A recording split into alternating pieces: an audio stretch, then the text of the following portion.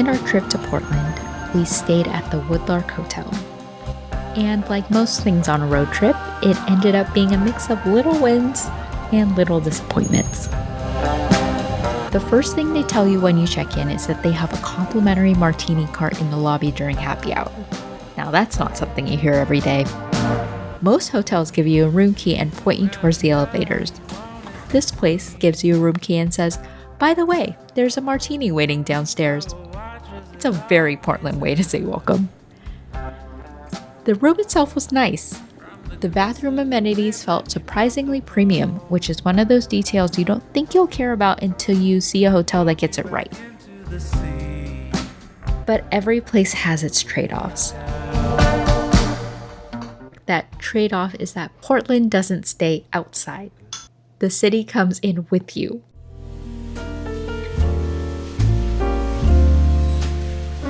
I have a weird relationship with money. Some people impulse buy. I impulse don't buy. Once in a while I dream. Since I was in Portland, I wanted to get a souvenir. Just something small, something to remember the trip. But for some reason, anything with a price tag over $10 immediately splits my brain into two people. And I would. One side says, "It's $30. You don't need it." The other side says, "You're on vacation. That's literally what souvenirs are for." Hoping that you'd return. I would pick something up, put it down, pick it up again, walk around the store holding it, then put it back, then immediately regret putting it back. At some point, I realized I wasn't shopping anymore. I was stuck in a tailspin. I eventually found something, bought it, walked out of the store. I couldn't stop thinking about it the entire walk back. But not because I loved what I bought, because I knew there was something else in the store that I actually wanted. And that's when I learned something kind of embarrassing about myself. I wasn't trying to save money. I was trying to avoid the feeling of spending money. And those aren't the same thing. So I did something that felt completely ridiculous. I went back and I returned it. And I bought that original thing, which somehow felt both publicly confusing and emotionally fulfilling. I think a lot of us do this.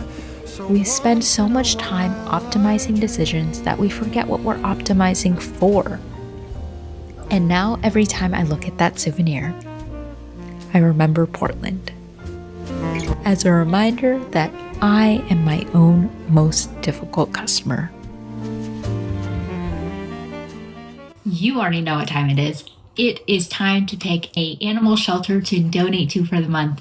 This month we are picking Oregon Dog Rescue, which is a no-kill animal shelter serving the greater Portland, Oregon area. So any donations or adoption fees directly support the rescue. It also looks like they have some great merchandise. I'm going to go ahead and get a hoodie.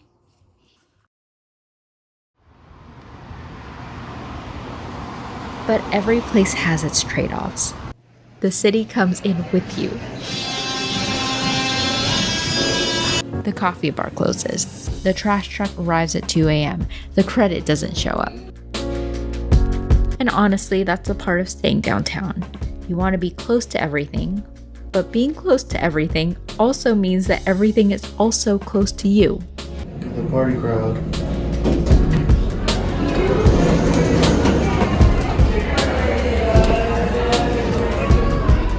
But then a martini cart appears in the lobby for free. And somehow, those are the details that you remember.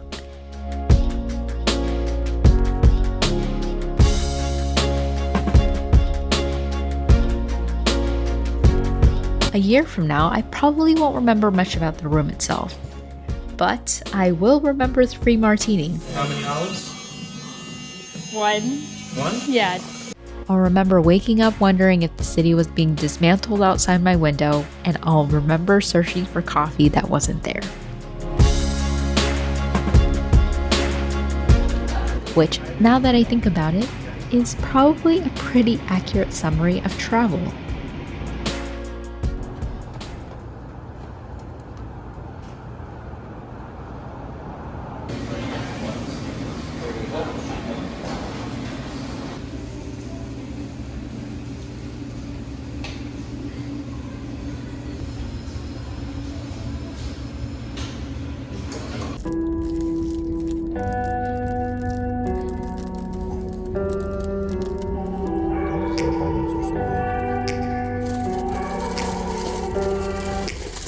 Take me back to a place where I felt at home. Take me back to a day when we weren't alone. Take me back to an age when the world felt small. Way back before we blew it all.